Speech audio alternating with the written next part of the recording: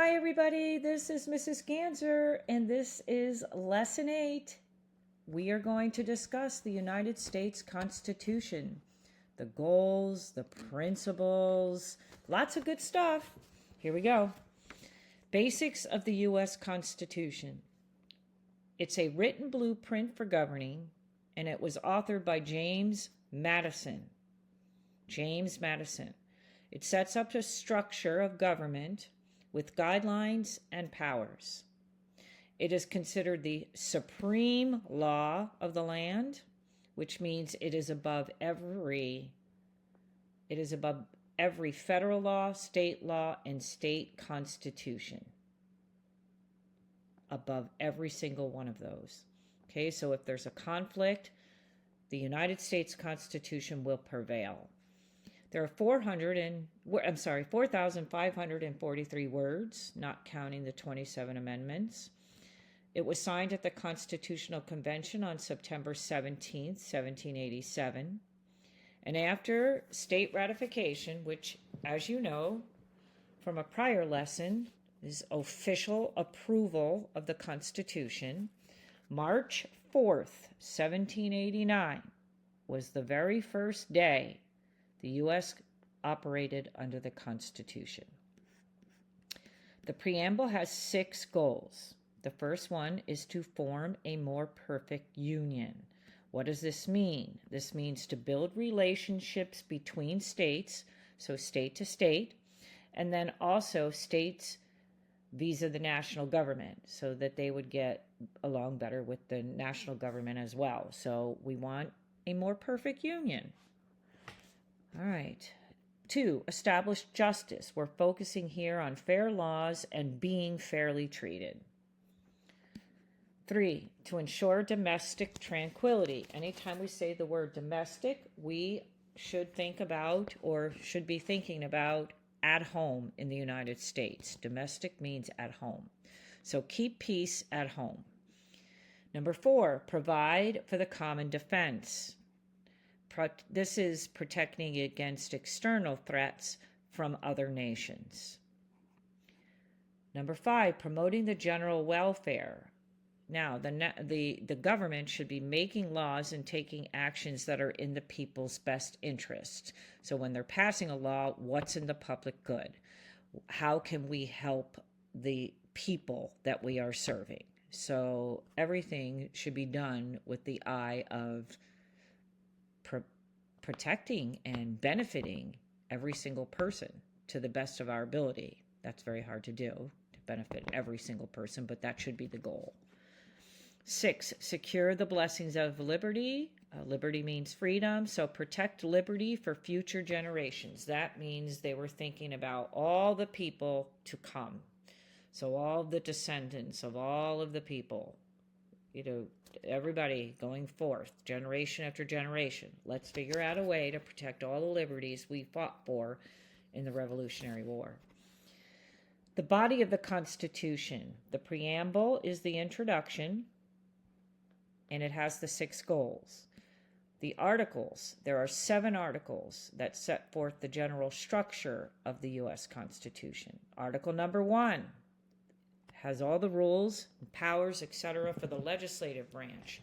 Congress, which is the House of Representatives and the Senate, and its main focus is lawmaking. The executive branch sets forth the powers of the president and also focuses on law enforcement, which is the job of the executive branch. The judicial branch sets up the courts, the court system, and law application is its focus, as well as interpreting laws and interpreting the Constitution itself and resolving conflicts between states, between people, etc.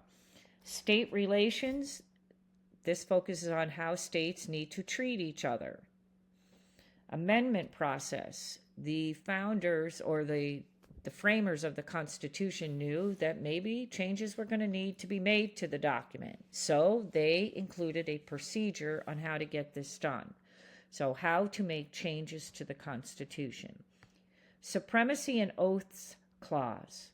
The Constitution is supreme above all national and state laws and state constitutions. And I said that already. So if there's a conflict, national law is going to trump, okay? Or the U.S. Constitution is going to trump. Also, all state and national officers must take an oath to hold up the Constitution. This means they need to swear that they will hold up the Constitution's and its principles. Ratification means official approval and acceptance of or by the states. There are 27 amendments to the U.S. Constitution.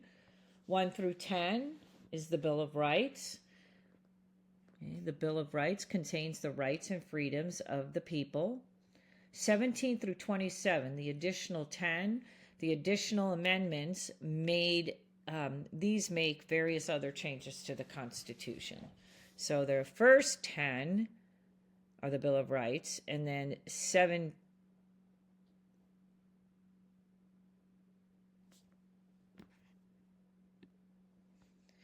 I'm sorry, that's a typo. It should be 11. 11 through 27. These are the additional amendments that have been made after the Bill of Rights, 11 through 27. The Constitution reflects 7 main principles. 1 is popular sovereignty. This means that the people, or popular means people, and sovereignty means supreme. So the people are supreme. Why? Because the people are in control. They're supreme because they consent to be governed. And that's a Locke principle and also a principle from our Declaration of Independence. They consent to be governed and they choose their representatives by voting in elections. We choose the people that we want to make political decisions for us by voting in elections. So that is why the people are supreme. The limited government, or we have the concept of limited government. The powers given to the national government are limited. Everyone must follow the rule of law, including all elected officials. No one is above the law, so even the president has to follow the law. Number 3, judicial review. SCOTUS, again, or let's refresh there. SCOTUS stands for Supreme Court of the United States. Okay, SCOTUS can review lower court rulings, laws, and executive acts to see if they are in line with the U.S. Constitution. So they're going to take a look at them and they're going to say, okay, this does jive with the U.S. Constitution. This is in line with it. It can stand. Okay, so if they are, they will remain. If they are not, they are determined to be void and overturned. So they're thrown out. They said, this is not in line with the Constitution. This goes against the Constitution. We have to throw it out. This means that they are thrown out. They are voided. V-O-I-D-E-D, for all purposes. Okay. Separation of powers. Each branch is given powers to do its assigned task. Assigned tasks right there. Their powers are set forth in a separate article. So everybody gets a separate article to clearly delineate the jobs of each branch. It is the division of powers when we talk about separation of powers. It is the division of powers among branches, among the legislative, the executive, and the judicial. So how do we do that in the Constitution? Well, we have legislative branch gets its own article. Article 1. What does it do? We know that it makes laws. Okay, and we have the Congress, which is the House and the Senate. Then you have the executive branch, which is Article 2, and we know that enforces laws. That's its main assigned task. We have the president, federal departments, and agencies. The judicial branch, that's under Article 3. It has its own separate article. They basically interpret law, apply law, and who does this? Courts and the Supreme Court, or SCOTUS. So 3 different articles, 3 different branches, 3 different roles, 3 different assigned jobs. Okay. A couple small points. Branch independence. Each branch has distinct duties. Potential gridlock. Because each has separate jobs or roles, cooperation is essential to avoid standstills in government. The gridlock, the butting of heads. Checks and balances. Each branch also has powers to check the other branches. This is to make sure that no single branch becomes too powerful. So it also prevents a branch from overstepping, wow, shouldn't have put that there, huh? Overstepping its powers. So, doing more than you are allowed to do or that is assigned to you. So let's take a look at this. We've got the legislative branch. One of the powers that the legislative branch can use to check the executive branch is that it can override a veto. So if the president vetoes a bill, Congress can override it by a 2/3 vote. And even though the president vetoed it, it can become law because of the override. Okay, that is a check on the executive branch. The executive branch can check the legislative branch. And here's one example for their checking powers. The president can veto laws. Actually, I shouldn't have said laws. I should have said bills. Can veto bills. Okay, so if the president vetoes a bill, he or she might think that it's not appropriate or it's not fully thought through or it's missing something. So the president can veto a bill, and so they're checking the power of the legislative branch. The judiciary, the third branch, how can they check the legislative or executive, whichever way you want to look at this?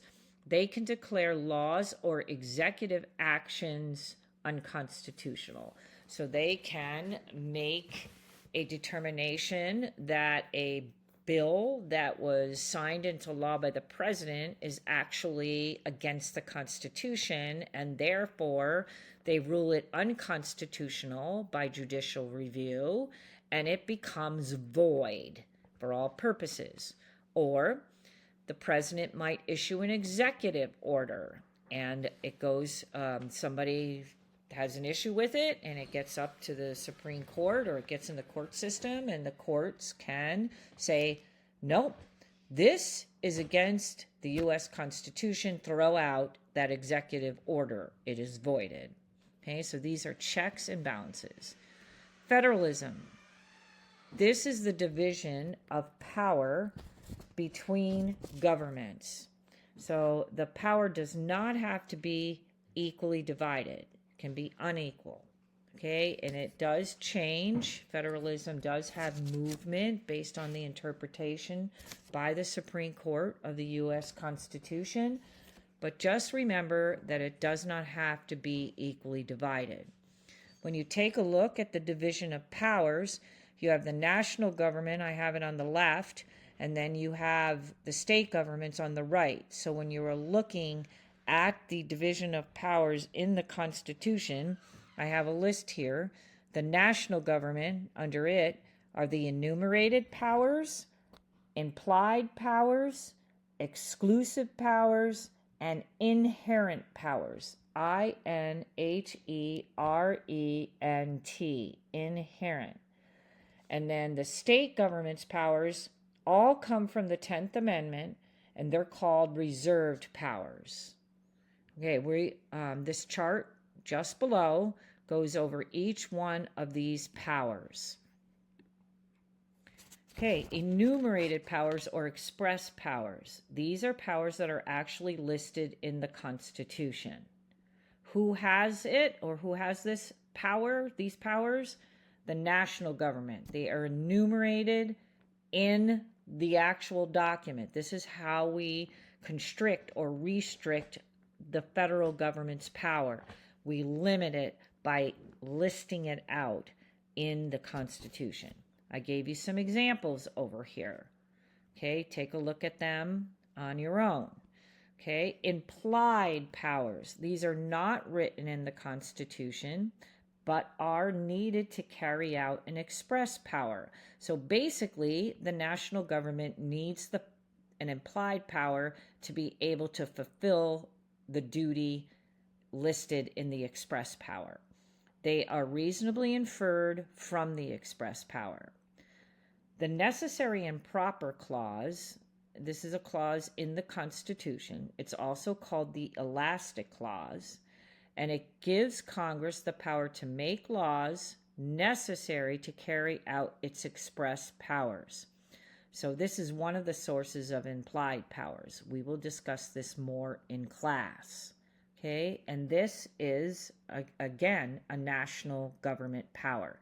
You cannot have an implied power without an express power. Please write that right over here. You cannot have an implied power without an express power. Okay, and then I gave you a couple of examples of implied powers in this last column. Again, we'll go over this concept in class. Reserved powers are not given to the national government. They belong to the states. They belong to the states. I don't think the word by belongs in there. They belong to the states. Okay, the 10th Amendment. That says all powers not given to the national government belong to the states. So these powers all are retained by or remain with the states. So we put state governments. And here are some examples again. You can look at those to the right. Concurrent powers are express powers in the Constitution that have been interpreted as belonging to both the national and state governments.